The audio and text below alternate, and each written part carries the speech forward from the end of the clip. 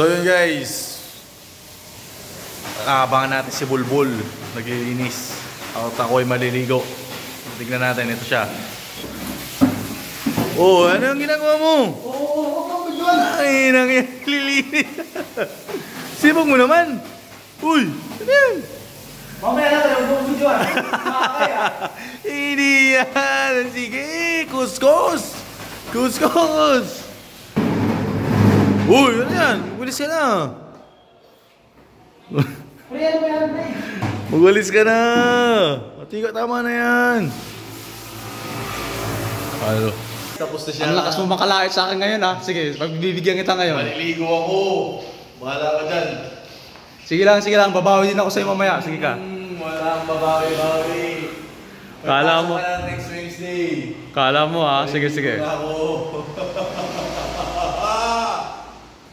Pre, linisin niyo na maayos, pre. Ano sabi mo ka na, rest day? Oh, rest day. It's your turn, pare. Last week Wednesday ako naglinis.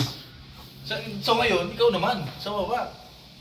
Silang dalawa ni Bon, wala, hindi sila nag-uusap, kaya dalawa sila maglilinis.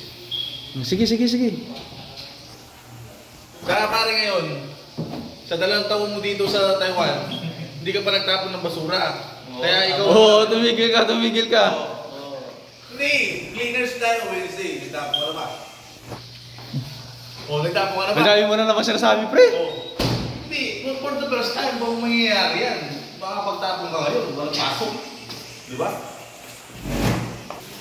Ayan! Naisama ka naman ako ngayon, pre. Pare, magtapon ka.